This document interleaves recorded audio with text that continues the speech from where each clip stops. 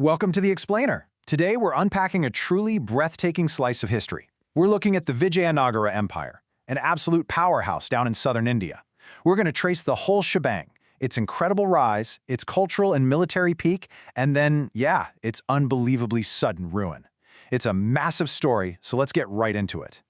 Okay, so to understand how this empire actually kicked off back in the 14th century, we've got to look at a pretty wild piece of local folklore. Legend has it that two brothers, Harihara and Bukka, who by the way were originally serving as governors under the Delhi Sultanate, witnessed something totally impossible. They saw a tiny little hare turn right around and fiercely chase a pack of hunting hounds.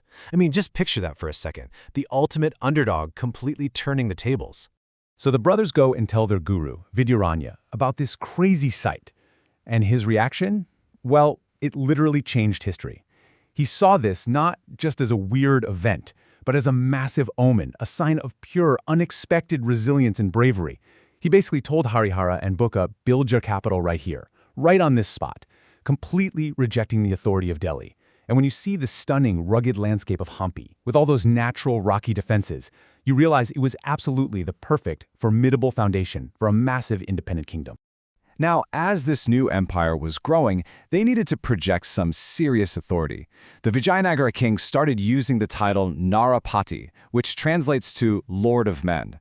And this wasn't just them showing off. You see, right to their north, their biggest rivals, the Bahmani Sultanate, called themselves Ashwapati, meaning Lord of Horses. So right out of the gate, you had this intense competitive branding between the regional powers.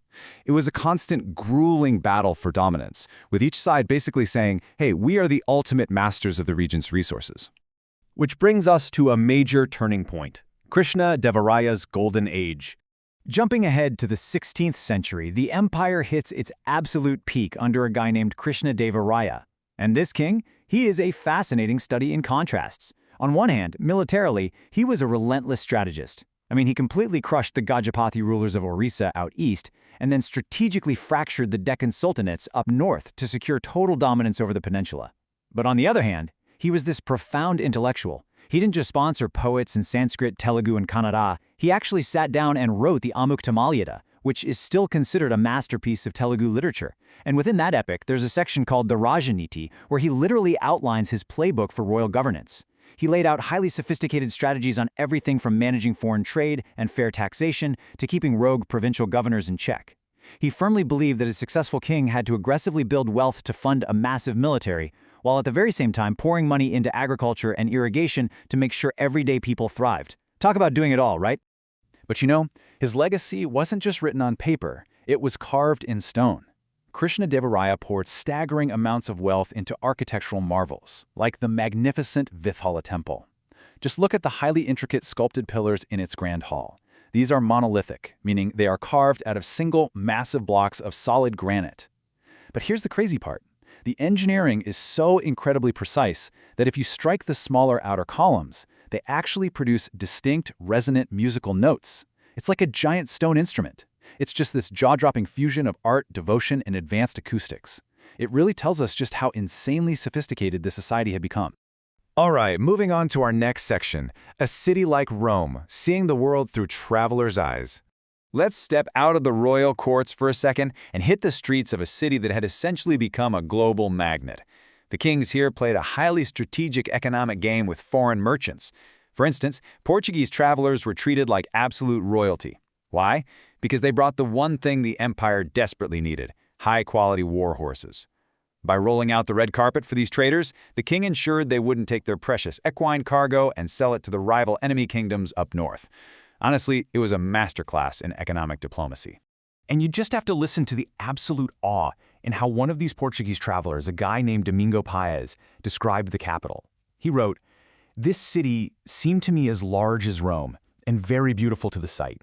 There are many groves of trees within it, in the gardens of the houses, and many conduits of water which flow into the midst of it, and in places there are lakes." And then he hits us with this line, "The people in this city are countless in number. This is the best provided city in the world." I mean, think about the sheer scale of that. We're talking massive markets packed with laden oxen, where literally anything you could ever want was available in absolute abundance. And what's really cool is this stone panel from the Vithala temple. which basically serves as a historical photograph of exactly what Pius was describing. Let's play a quick game of historical I Spy here. Look closely at the kinetic energy captured in the stone. You can see those vital war horses in motion, soldiers armed with shields, and even camels. That detail alone proves their immense trade networks stretched way beyond southern India, all the way into the Middle East. It's a cosmopolitan society just bursting with life, perfectly frozen in time. But all good things must come to an end. Which brings us to the tragedy, the fall at Talakota. As incredible as this golden age was, the ending was sudden and it was devastating. Let's trace this rapid collapse on the timeline here. The empire was established way back in 1336, and it peaked under Krishnadevaraya. But in 1529, Krishnadevaraya tragically died of an illness. Now fast forward a few decades to 1565. The rival Deccan sultanates to the north, states like Bijapur, Golconda, and Ahmednagar, they managed to put aside their differences and form a massive unified military coalition. They clashed with the Vijayanagara forces, who were now led by Krishnadevaraya's son-in-law, Ramaraya, at the Battle of Talikota. And the result? An absolutely crushing, definitive defeat for Vijayanagara. The aftermath. Wow, it was utterly brutal. We just explored a city described as the best provided in the world, larger than Rome, right? Well, following the defeat at Talikota, the city was relentlessly sacked over several months. Houses, magnificent palaces, those beautiful temples with the musical pillars, systematically destroyed. The civilian population was massacred, and this once great capital was left in total ruins.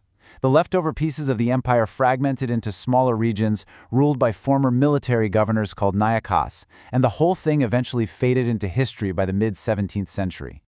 So we're left with this really profound paradox. How does a society capable of carving monolithic musical pillars, a society that manages massive global trade networks to build a metropolis as large as Rome, how does it just vanish into shattered ruins in a matter of months? It's a stark, almost chilling reminder of the sheer fragility of political power. It really forces us to ask what other seemingly invincible systems today, whether they're economic or political, might just be one unified coalition away from collapse. Something to chew on. Thanks so much for joining us, Explainer. We'll see you next time.